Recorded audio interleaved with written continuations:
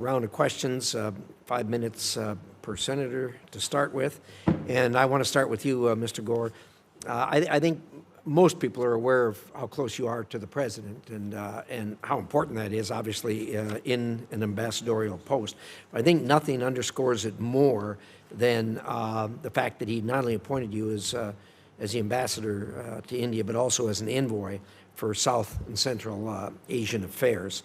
And I wonder if you could talk about that for a minute and elaborate on that. That's a great honor. You know, Tom Barrack it's not a usual thing. Tom Barrack's making it work right now, obviously in Turkey and Syria and Lebanon. Also a Rubik's Cube, but you're going to face the same thing in Central Asia. Tell us about it. Thank you for your question, Chairman. As you mentioned, we do have a handful of envoys that represent this White House. Tom Barrack is an excellent example, along with Steve Witkoff. And in that capacity, I will be able to work with 12 additional nations at the direction of the President on issues that might arise to that level. I am not nominated to be an ambassador to 12 nations. I'm here as the nominee to India. So I am a special envoy to those 12 nations to complement the ambassadors that we have there, the career staff that we have at those embassies. Should we have an issue that arises to a certain level from those posts or from the White House, I have the unique ability, along with the other envoys, to be able to directly get the President of the United States and raise it to that level. And so that's a good thing. I'm there to complement. I'm not there to subtract anything from those careers, from those ambassadors. Should they need my help on anything, it'll be an open door policy, and we'll take it back to the White House. Fair enough. Good explanation. Mr. Veprek, I want to turn to you for a minute. And you're in a really interesting and important role at the department. You know, President Trump ran on as one of his signature promises to close the back door with the illegal immigration we were having. And the American people responded and were very clear that they wanted that stopped. And he very quickly slammed the back door, and there's nobody coming through. I think now there's another side of that coin, and that is legal migration. And it's not getting any attention, and it should. I think most Americans are not particularly focused on the fact that we've had a long, proud history for all of our time as a nation of having legal migration to this country. There's been a steady stream over recent years. And I think probably it doesn't get the attention because it doesn't cause trouble. Indeed, it complements the United States, and we welcome it. I think we're in a particularly important position right now to be examining that, because as we have closed the back door, we have closed what has been an opportunity for our agricultural community, for our home building community, for a number of communities here that use migrant labor.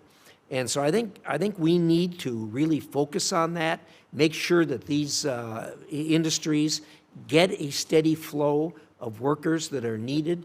There is no doubt at all that these workers are needed in this country, and it can be handled, and it can be handled very well. It has been for the many years that we've had legal migration into the country. So I'd like to hear your thoughts on that and how you might be addressing what is a real need here in America. Thank you, Mr. Chairman. If I could address in part the role I would play if confirmed as Assistant Secretary of the Bureau of Population, Refugees, and Migration. That Bureau does have responsibility over one part of the legal migration flow that you talked about, and that is refugee admissions to the United States. Now, at the Department of State, the Bureau that would cover, I believe, most of the flows that you're talking about would be the Bureau of Consular Affairs, including for certain forms of temporary work visas. And of course, the Department of State works in conjunction with the Department of Labor and Department of Homeland Security more broadly in order to operate these programs.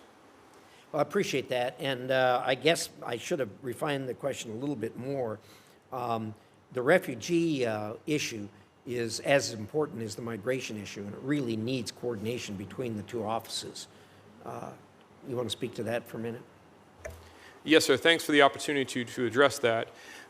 In the past, I've worked with, in the Bureau of Population, Refugees, and Migration, working very closely with Department of Homeland Security, and particularly U.S. Citizenship and Immigration Services. And so if confirmed for this role, I would anticipate, again, close coordination with DHS and USCIS to conduct a U.S. refugee admissions program in accordance with the President's determination for the populations to be admitted to the United States.